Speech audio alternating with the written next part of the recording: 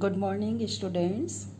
Yesterday we have taken the chapter of class 10th of First Flight, The Midnight Visitor. And the writer of this story is Robert Arthur. And in this story you have read about two.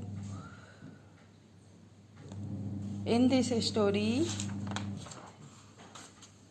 you have read that this is a piece of writing which tells us two secret agents who try to outwit each other.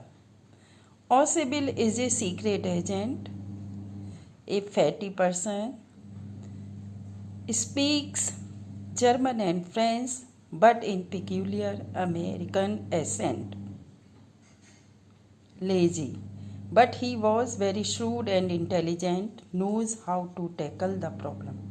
So today, students, we will discuss first the word meaning of this story and after that question answer. So,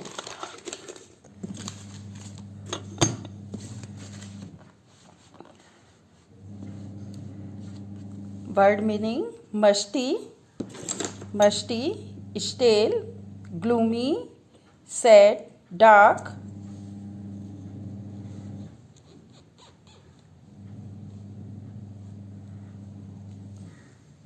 Wheezily, breathing noisily, espionage, practice of spying, envision, imagine, sloppy, careless, scream, cry, shrilly, sharply, stammer, speak in a nervous manner. Now we will take the question answer, textual question answer which are given in the end of the chapter. First is, how is Osebel different from other secret agent? In the beginning I have told you about Osebel appearance. Osebel did not look like a secret agent in appearance. He is very fat, sloppy. His accent in American. He speaks French and German. When Fowler met him, he became disappointed. Now second question is, who is Fowler? Who is Fowler? And what is his first authentic thrill of the day? Fowler is a young romantic writer. He came there in the hope that he would be able to get some material for his write-ups. He seems to be bored after spending an evening with Osebel. Osebel understands this. He asks Fowler to wait for some thrilling action. Osebel unlocks the door, switches on the light. Both are surprised to find a man holding an automatic gun inside the hotel room. Now the next question is, how has Max got in?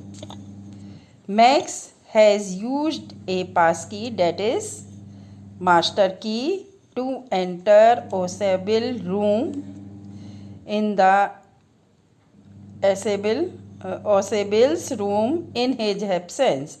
He wants to take hold of a report on some new missiles. Now see next question. How does Osebel say Max got in?